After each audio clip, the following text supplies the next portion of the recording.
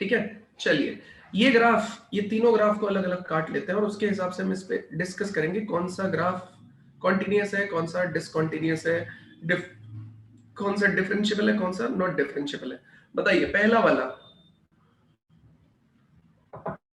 क्या है, कॉन्टिन्यूस भी है और डिफरेंशिएबल भी है। आप बोलेंगे सर कॉन्टिन्यूस भी है और डिफरेंशिएबल भी है, क्यों? उसका मतलब समझना है अपने को। आपके हिसाब से एक बात बताइए, ये ग्राफ मैंने कल भी बताया था, ये ग्राफ यहां से स्टार्ट हुआ और कहीं कटा ही नहीं, सीधा आपने मार्क कर रखा यहाँ पे इस जगह पे, और आप बनाते चले गए और धीरे धीरे आपने देखा कि ग्राफ पूरा पूरा ऐसे चला गया, कहीं भी उठाने की रिक्वायरमेंट नहीं। तो x is equals to a पे हम बोल सकते हैं कि x is equals to a पे ये लाइन जो है टेंजेंट की तरह काम करती है। समझ में आया या नहीं समझ में आया, है ना? तो फंक्शन कॉन्टिन्यूस है और उस जगह पे आसानी से टेंजेंट बनाई जा सकती है और एक सिंगल टेंजेंट बनाई जा सकती है। जब एक सिंगल टेंजेंट होती है तो आप सीधा सीधा बोलोगे कि वो डिफरेंशिएबल है, ठीक है। लेकिन इस जगह को अगर मैं ध्यान से देखूं, इस जगह पे ये देखिए, ये कर्व है मेरा, ये ऐसे आ रहा है और ऐसे जा रहा है, मतलब ये जो ऐसे आके ऐसे गया ये कर्व है मेरा, ठीक है। तो इसने क्या बोला है कि अगर मैं x is equals to a इस पॉइंट को कंसीडर करूं, x is equals to a में इस पॉइंट को कंसीडर करूं, तो उसका लेफ्ट साइड ये है और उसका राइट साइड ये है। अगर x is equals to a में इस पॉइंट को कंसीडर करूं तो उसका लेफ्ट साइड ये है, उसका राइट साइड ये है, ठीक है। तो ये चीज हमारा क्या कहलाएगा, continuous but not differentiable, continuous but not differentiable. ये साइड हमारा क्या कहलाएगा, कॉन्टिन्यूअस बट नॉट डिफरेंशिएबल, ठीक है। अच्छा, इस हिस्से के बारे में बात करते हैं। ये हिस्से को ध्यान से देखिए, तो ये आपका कर्व आ रहा है, उसके बाद में ये ओपन इंटरवल आ गया, फिर ये कर्व स्टार्ट हो गया, ठीक है। ये कर्व आया, ओपन इंटरवल आया, फिर ये कर्व आया, ठीक है। तो आप यहां पे बड़े आसानी से देखिए, ये गैप आपको दिखाई दे रहा होगा, ठीक है। x is equals to a पे ये गैप आपको दिखाई दे रहा होगा। ये जो गैप है इसकी वजह से फंक्शन कॉन्टिन्यूअस नहीं रहा। जो फंक्शन कॉन्टिन्यूअस ही नहीं है वो डिफरेंशिएबल कभी नहीं हो सकता, ठीक है। तो आपको दो तीन चीजें याद रखनी है। अगर कोई फंक्शन continuous है तो there is a chance that that function can be differentiable, but if a function is not continuous then we are very sure that function, तो कुछ chances है कि वो differentiable हो सकता है। अगर फंक्शन differentiable है तो ऐसे केस में continuous होगा ही होगा, लेकिन कुछ केसेस ऐसे चांसेस भी होते हैं कि भैया फंक्शन कॉन्टिन्यूअस था बट डिफरेंशिएबल हो सकती है। बताइए कहां तक डाउट है किसी को, कोई दिक्कत है तो बताइए। सर आ गया समझ में, आ गया, यस। चलिए ये क्वेश्चन लेते हैं और सॉल्व करते हैं। जल्दी ट्राई करना, सिर्फ एक ही जगह करवाऊंगा, x इज इक्वल्स टू 1 पे चेक करना है आपको, x इज इक्वल्स टू 1 पे ही चेक करना, केवल x इज इक्वल्स टू 1 पे ही आपको फंक्शन की कॉन्टिन्यूटी एंड डिफरेंशिएबिलिटी को चेक करना है। 2 पे मैं नहीं करवा रहा हूं, x इज इक्वल्स टू 1 पे चेक करो बस, फटाफट स्टार्ट हो जाओ, जल्दी, टाइम नहीं अपने पास।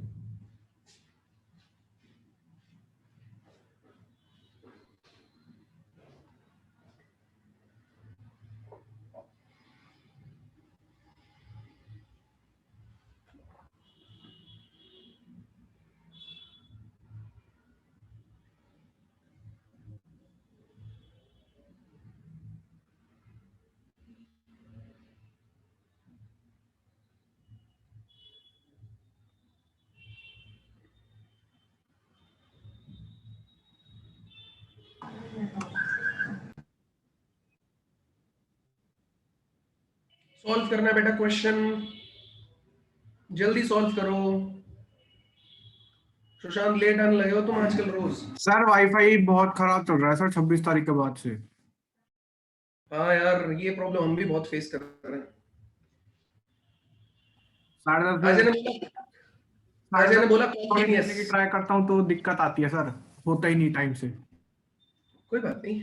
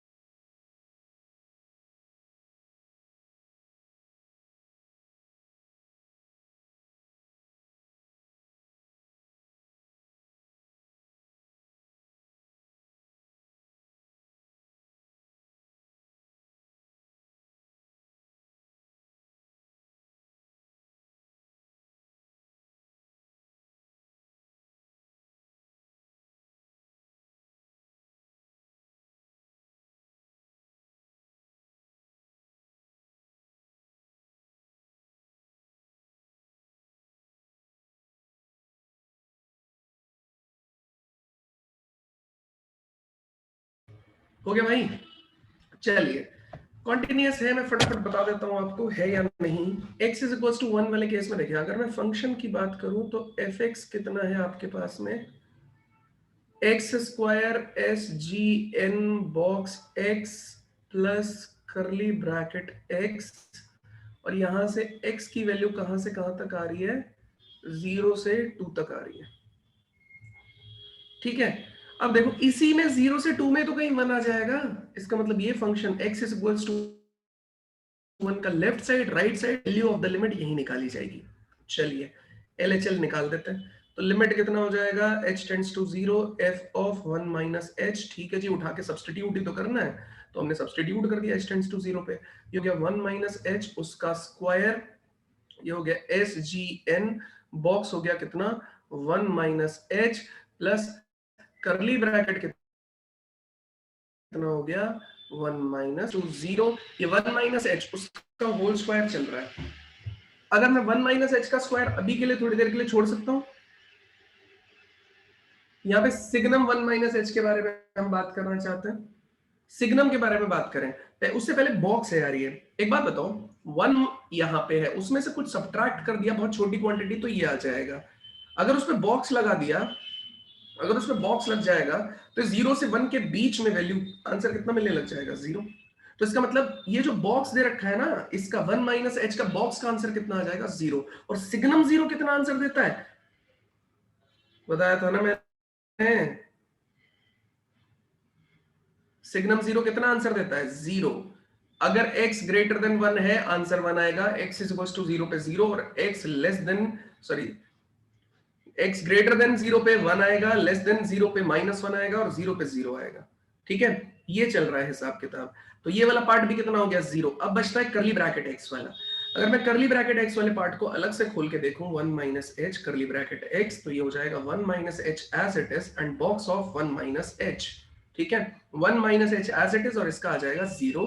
तो यहां से प्लस में मिल जाएगा मेरे को 1 माइनस h, कुछ नहीं करना है, वैल्यू सब्स्टिट्यूट कर दो डायरेक्टली।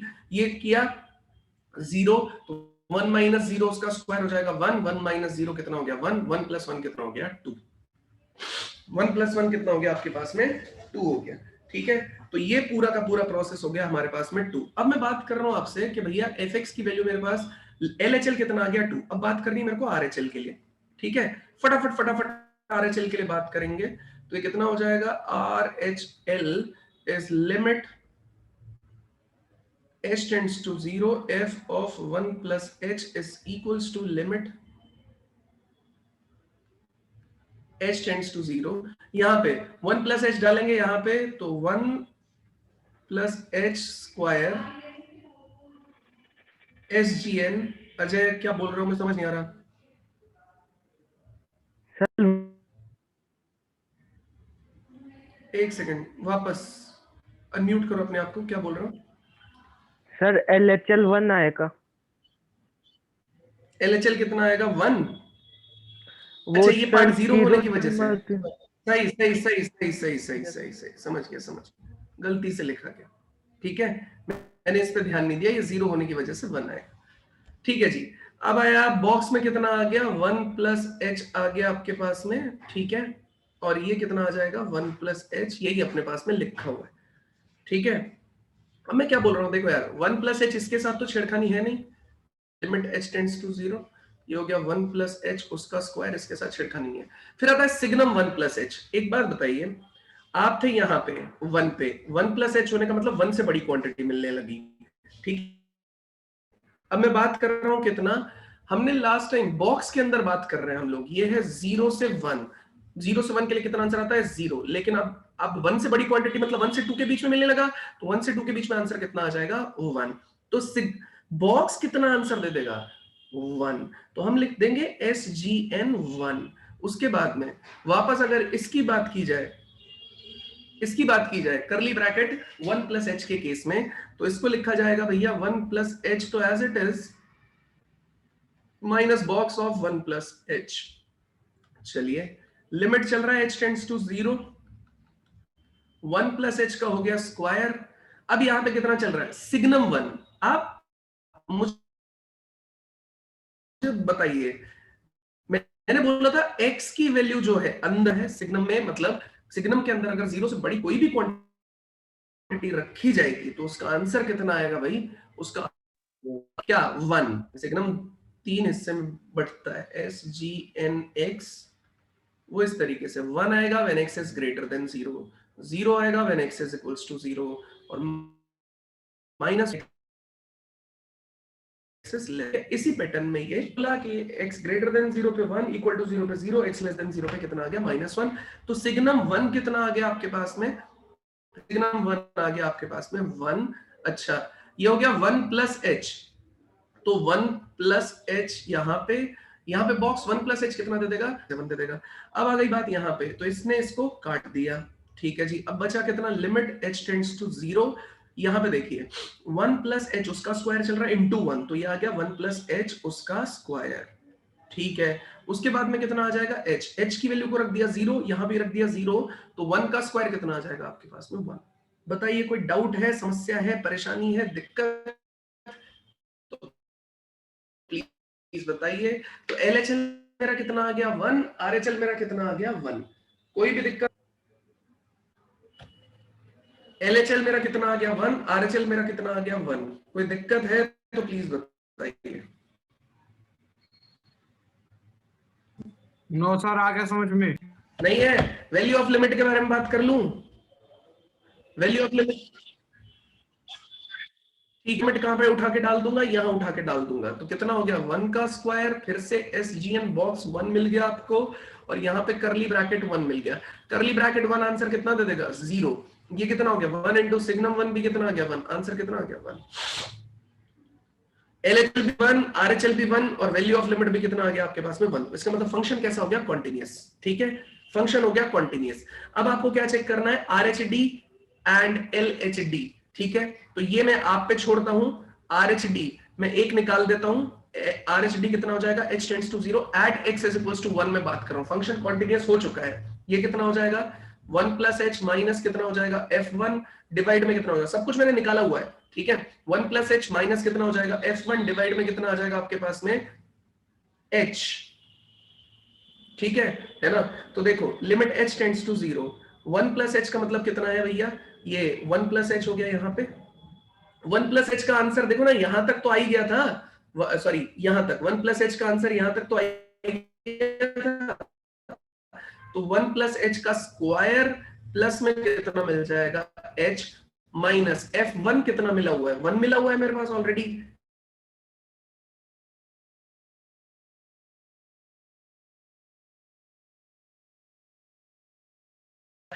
यहाँ कितना था करली ब्रैकेट में, इसका आंसर h मिल रहा था आपको,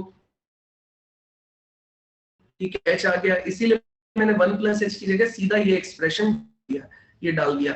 F1 के केस में हमने देखा भैया ये तो 0 हो जाएगा, यहां से आंसर 1 मिल जाएगा, तो ये 1 आ गया, नीचे h चल रहा है। अब देखो, अब मुझे क्या करना पड़ेगा, इस स्क्वायर को करना पड़ेगा खोलना, ठीक है। तो h टेंड्स टू 0, स्क्वायर को खोला, 1 प्लस एच स्क्वायर प्लस कितना हो जाएगा 2h, प्लस में कितना चल रहा है h माइनस 1, डिवाइड में कितना चल रहा है आपका h, दो इसने इसको काट दिया। अब आपको क्या करना पड़ेगा भाई, h को लेना पड़ेगा कॉमन, यहां से देखो h को लेना पड़ेगा कॉमन, बचा कितना h प्लस कितना हो गया ये 3, नीचे कितना चल रहा है h, काट दिया इसको, h की वैल्यू को 0 सब्स्टिट्यूट किया तो आंसर कितना हो गया 3। अगर कोई डाउट है, किसी को समस्या है, परेशानी है तो प्लीज बताइए। RHD की वैल्यू कितनी आ गई 3। सेम प्रोसेस है LHD के केस में, 1 माइनस h का एक्सप्रेशन लिखा हुआ है यहाँ पे, ठीक है। लिमिट मत सब्स्टिट्यूट करना, ये तो 0 हो चुका है, 1 minus h, f1 minus h का 1 माइनस h आ जाएगा, f1 का 1 यहाँ रखा है, नीचे -1 रहेगा। RH LHD की निकाल ही देता हूँ यहाँ पे, तो LHD के केस में क्या हो जाएगा भैया, लिमिट चल रहा है आपका h tends to 0, f of कितना है 1 माइनस h, माइनस कितना है f1, डिवाइड में कितना है माइनस h, तो लिमिट कितना चल रहा है h tends to 0, f of 1 minus h। अब तुमने 1 माइनस h सब्स्टिट्यूट किया तो ये पार्ट 0 हो गया, ये कितना हो गया 1 माइनस h यहाँ पे माइनस f1। अगर मैं f1 की बात करूंगा तो कितना आ जाएगा आपके पास में -1, डिवाइड में कितना हो गया माइनस h, यहां से कितना हो गया लिमिट h टेंड्स टू 0। ये देखिए 1 ने इसको उड़ा दिया, यहाँ पे कितना बचा -h, अपॉन में कितना हो गया -h, ये कैंसिल हो गया, आंसर कितना आ गया 1। ठीक है, तो यहाँ से 1 आ रहा है, यहाँ से 3 आ रहा है, LHD is not equals to RHD, तो मैं क्लियरली बोल सकता हूँ कितना हो जाएगा आपका फंक्शन, फंक्शन कैसा हो जाएगा, नॉट डिफरेंशिएबल। तो फंक्शन कॉन्टिन्यूअस था but it is not differentiable. ठीक है, कोई डाउट है किसी को, कोई दिक्कत है तो प्लीज बताइए। नो सर, कोई दिक्कत नहीं है। कोई दिक्कत नहीं है, आगे बढ़े। Yes sir. चलिए नेक्स्ट हेडिंग लिखिए प्रॉपर्टीज। ठीक है, ये प्रॉपर्टीज है, एक एक करके लेना स्टार्ट करते हैं। प्रॉपर्टीज की हेडिंग के साथ काट रहा हूं इसको। चलिए, differentiability of sum product and composition of function. ठीक है, तो इसके बारे में मैं बात कर रहा हूं। तो fx and gx are differentiable at x is equals to a।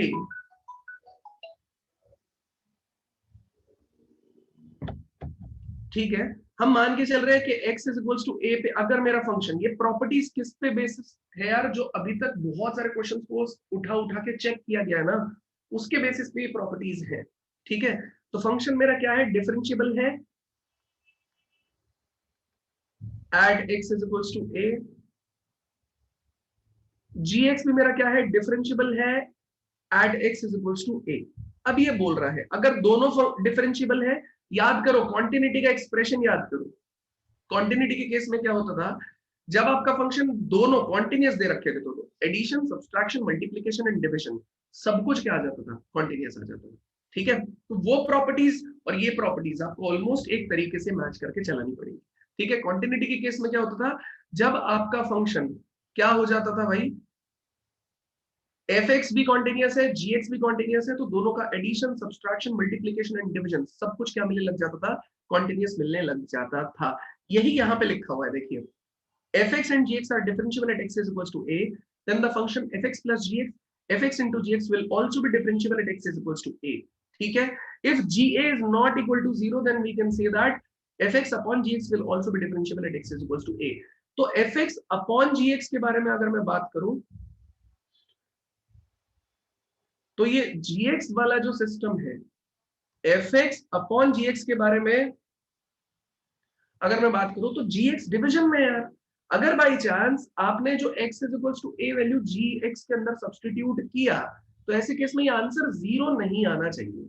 अगर आपका आंसर 0 आ गया तो बहुत गड़बड़ हो जाएगी, अगर 0 नहीं आया तो बिल्कुल भी गड़बड़ नहीं होगी। इसलिए मेरा कहने का मतलब है कि 0 नहीं आता है तो फंक्शन आपका डिफरेंशिएबल हो सकता है। तो कैसे इसको याद रखेंगे कि भैया कॉन्टिन्यूटी में क्या होता था, दोनों फंक्शन अगर कॉन्टिन्यूअस है तो addition subtraction multiplication and division सब कुछ क्या हो जाएगा, कॉन्टिन्यूअस। इसी तरीके से अगर बात करें कि अगर आपके पास में दो फंक्शन डिफरेंशिएबल है तो addition subtraction multiplication and division सब कुछ कैसा आ जाएगा आपके पास में, डिफरेंशिएबल आ जाएगा। ठीक है, ये है प्रोसेस। अगर किसी को इसमें डाउट है, समस्या है, परेशानी है तो प्लीज पूछिए, नहीं तो हम लोग आगे बढ़ते हैं। समझ आया तो बताइए।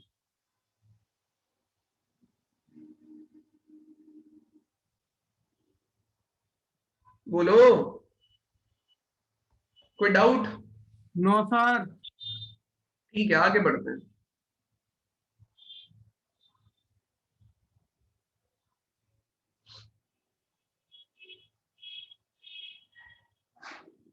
नेक्स्ट है F X is not differentiable, ये नॉट डिफरेंशिएबल है, एक्स इज इक्वल टू ए, ये प्रॉपर्टीज फटाफट निकालते हैं।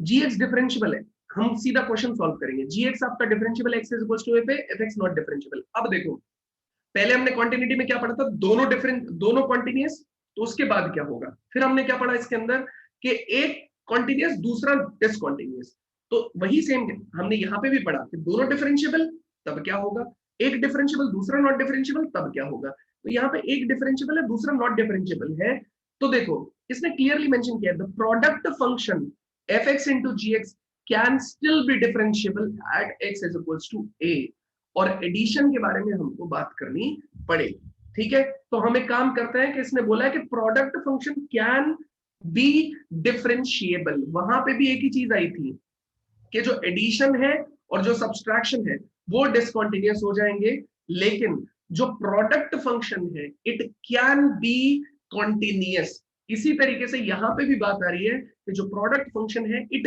Can be differentiable.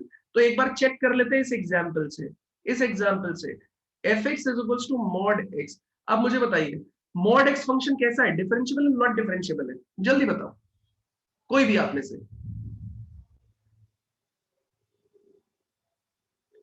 कोई भी आप में से डिफरेंशिएबल डिफरेंशिएबल है। नॉट डिफरेंशिएबल है, उसका रीजन बताओ बच्चे। इसका ग्राफ, उसका रीजन क्या है लड़के, इसका ग्राफ क्या है, इसका ग्राफ शार्प टर्न रखता है, इसका ग्राफ याद आया, x इज इक्वल टू 0 पे इसका शार्प टर्न रखता है, और हमने बोला हाँ, शार्प टर्न आएगा वहां पे फंक्शन आपका कैसा हो जाएगा, नॉट डिफरेंशिएबल। क्लियर है बात, ठीक है, तो x is Yes, equal to 0 आपका नॉट डिफरेंशिएबल हो जाएगा, क्योंकि वहां दो टेंजेंट की डायरेक्शन आ सकती है, टेंजेंट हमेशा डायरेक्शन देता है उस पॉइंट से, टेंजेंट तो दो डायरेक्शन मिल सकती है यहाँ से, तो इसका मतलब fx mod x not differentiable. आगे की बात करते हैं, अगला है अपना gx, gx कितना दे रखा है भैया एक्स स्क्वायर, ये कैसा हो गया डिफरेंशिएबल, हाँ सर। ठीक है, ये कैसा हो गया gx इज इक्वल्स टू कितना हो गया एक्स स्क्वायर, वो फंक्शन कैसा हो गया आपका डिफरेंशिएबल। अच्छा फंक्शन मेरा हो गया डिफरेंशिएबल, क्यों हो गया, ग्राफ देखो इसमें कौन सा टर्म बन रहा है, X square is equals to Y, U turn बन रहा है, कोई शार्प टर्न नहीं बन रहा है।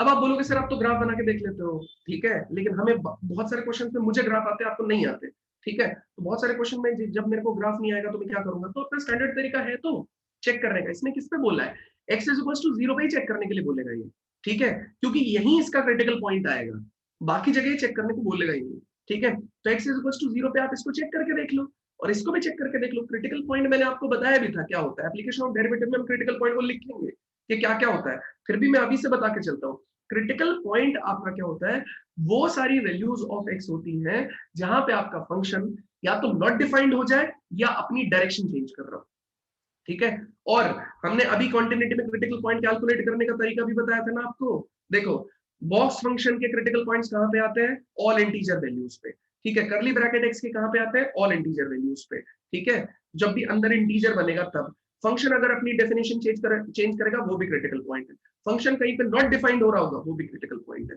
तो ये क्रिटिकल पॉइंट कहां पे आ रहा है, यहाँ पे, क्योंकि यहाँ पे इसकी डेफिनेशन चेंज हो जा रही है। अगर आप बोलेंगे सर चेंज कैसे हो जा रही है, तो मैं आपको बोलूंगा बेटा एक बात बताओ, इसको 0 कर लो, तो ये कितना हो गया, x is equals to 0, x is equals to 0 पे x का लेफ्ट साइड और x का राइट साइड, लेफ्ट साइड में कितना आ जाएगा प्लस x, राइट साइड में कितना, सॉरी लेफ्ट में आएगा नेगेटिव, राइट में आएगा पॉजिटिव। ये ब्रेक करना तो मैंने आपको बताया हुआ है, ठीक है, इक्वल टू कहीं भी लगा सकते हो आप, इस केस में ये लो जी लगा दिया, तो देखो ना डेफिनेशन बदल गई ना, 0 के लेफ्ट में अलग फंक्शन का एक्सप्रेशन है, 0 के राइट में अलग फंक्शन का एक्सप्रेशन है, डेफिनेशन चेंज हो गई, ठीक है, तो ये चीज क्या कहलाती है आपका, ये चीज से हमें पता चलता है कि ये फंक्शन जो है एक नॉट डिफरेंशिएबल है दूसरा डिफरेंशिएबल है। अब आते हैं मेजर काम पे, मेजर क्या काम है, मैंने बोला px मेरा नया फंक्शन हो गया भैया, क्या px हो गया fx इंटू gx, तो fx की वैल्यू कितनी दे रखी है मॉड x, gx की वैल्यू कितनी दे रखी है एक्स स्क्वायर। आप मुझे इस px फंक्शन का x इज इक्वल टू 0 पे क्या बता दीजिए, px फंक्शन का x इज इक्वल टू 0 पे आप मुझे क्या बता दीजिए भैया, ये बता दीजिए कि फंक्शन डिफरेंशिएबल है या नहीं, चेक करके तुम बताओगे जल्दी। चेक करके बताओ जल्दी।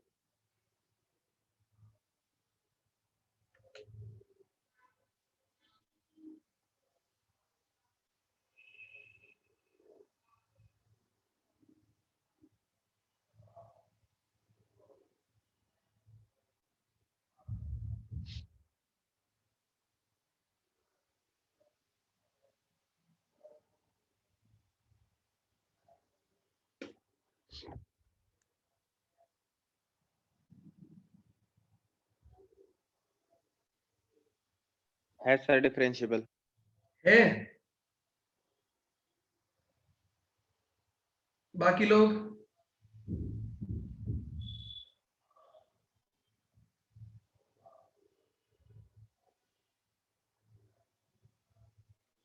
हाँ हाँ हाँ तो नहीं बेटा, तुम्हारी आवाज नहीं आ रही। हाँ भाई, कैसे? अब मैं एक काम करता हूँ, इसको तोड़ देता हूँ। कैसे? क्रिटिकल पॉइंट अभी भी 0 है, तो 0 का लेफ्ट साइड ये कितना दे देगा? -x। तो -x into X square, -x का क्यूब, ये आ गया। x greater than equal to 0 पे plus X into X square plus X का क्यूब। ठीक है, अब मुझे क्या करना है? +x³ -x³ है ना। अब मैं देखो, इसे दोनों तरीके से सॉल्व कर सकता हूँ। तो मैं एक बार आपको इसका ग्राफ बताता हूँ। एक बात बताओ,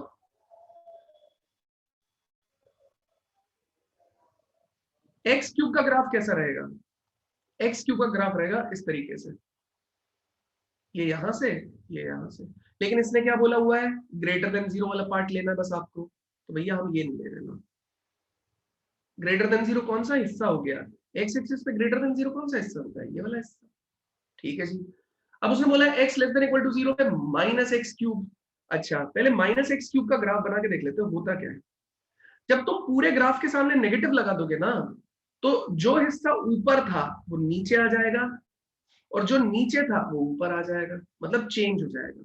मतलब ग्राफ का हिस्सा ऐसे जा रहा था, ये वाला, ये ऐसे आने लगेगा। ठीक है, और ये पूरा हिस्सा ऐसे आने लगेगा।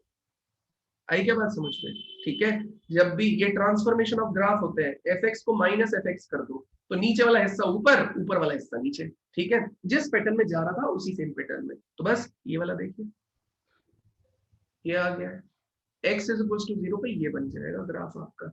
ये अभी भी मैं बोल रहा हूँ, x इज इक्वल्स टू 0 पे ये ग्राफ एक्स स्क्वायर का नहीं है, ये ग्राफ है -x³ का प्लस x³ का। ठीक है, तो ये लेस देन 0 वाला पार्ट ये है, इक्वल टू 0 ये है। कहीं भी आपको ग्राफ टूटता हुआ नजर नहीं आएगा, और कहीं भी आपका शार्प टर्न नहीं बन रहा है। ये हो गया ग्राफिकल मेथड। शार्प टर्न नहीं बन रहा है, इसका मतलब फंक्शन एवरीवेयर क्या हो जाएगा? डिफरेंशिएबल।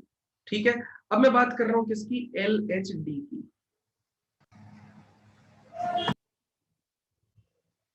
तो LHD के केस में कितना हो जाता है? लिमिट 0 पे चेक करना है, 0 -h -f0 डिवाइड में कितना आ जाएगा? -h। अब इंक्लूड तो फंक्शन कहीं भी हो रहा है, कोई दिक्कत ही नहीं है। तो f0 की वैल्यू तो आप यहाँ भी ले सकते हो, यहाँ भी ले सकते हो, आप तो 0 ही रहा है। ठीक है, अब बचता है 0 -h। 0 माइनस कौन सा तरफ लिया जाएगा? यहाँ पे। तो हो जाएगा -0 -h उसका होल क्यूब -0 डिवाइड में कितना हो जाएगा आपका? -h यहाँ पे। तो ये कितना हो जाएगा? Limit h tends to 0 minus of ये h³ कितना आ जाएगा भाई? -h का क्यूब डिवाइड में कितना हो जाएगा? -h। ये कैंसिल हो जाएगा, ये स्क्वायर हो जाएगा, वैल्यू सब्स्टिट्यूट कर दो, आंसर 0। ठीक है, सेम काम आपको किस में करना पड़ेगा भाई? RHD के केस में। तो RHD देखिए, लिमिट कितना हुआ? h tends to 0, f of कितना हुआ? 0 प्लस h, माइनस कितना है? f0 प्लस कितना है? h। यहाँ पे आइए तो ये कितना हो जाएगा?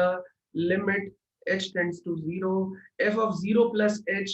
0 प्लस h का क्या मतलब है? यहाँ पे चला जाएगा 0 प्लस h, ये हो गया 0 प्लस h इसका whole cube minus f0 0 upon में कितना है? Plus h। ठीक है, ये कितना है? h³ डिवाइडेड बाय कितना है? h, ये कट जाएगा, h स्क्वायर, वैल्यू सब्स्टिट्यूट करो, आंसर कितना हो जाएगा? 0। आपका LHD किसके बराबर हो गया? आपके RHD के बराबर हो गया। आपका LHD आपके RHD के बराबर हो गया, तो आप क्या बोल सकते हैं यार कि आपका जो फंक्शन है वो क्या हो जाएगा? आपका जो डिफरेंशिएबल function है। वो क्या हो जाएगा? डिफरेंशिएबल। तो देखो, एक फंक्शन नॉट डिफरेंशिएबल था, एक फंक्शन डिफरेंशिएबल था, फिर भी प्रोडक्ट फंक्शन हमारा कैसा आया? डिफरेंशिएबल। तो ये एक्सेप्शनल केस है, ये एक्सेप्शनल केस है, इसलिए आपको ये वाला पार्ट इसका याद रखना पड़ेगा, ये वाला हिस्सा आपको इसका याद रखना पड़ेगा। ठीक है, बात समझ में आई? बोलो, कोई दिक्कत किसी को, समस्या परेशानी तो बताओ। नो सर, आ गया समझ में। आगे समझ में, आगे बढ़ो। Yes sir.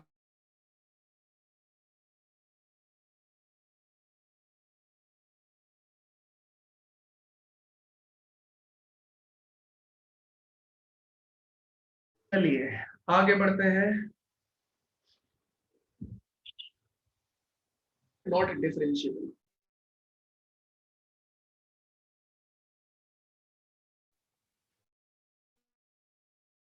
अब दोनों को क्या कर दिया गया है? Not differentiable.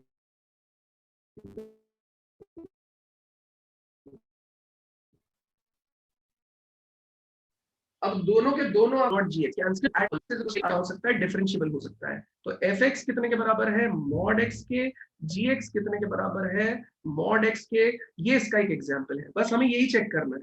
ठीक है, कैन स्टिल बी का मतलब है कि हो सकता है डिफरेंशिएबल हो जाए, हो सकता है नॉट डिफरेंशिएबल हो जाए। अच्छा, मैं फिर भी आपको एडवाइस ये दूंगा कि अगर ये क्वेश्चन कभी ऐसे आए तो आप पूरा कैलकुलेट करके देखिए इस स्टेटमेंट में, क्योंकि इसने ये नहीं बोला कि एडिशन फंक्शन का क्या होगा,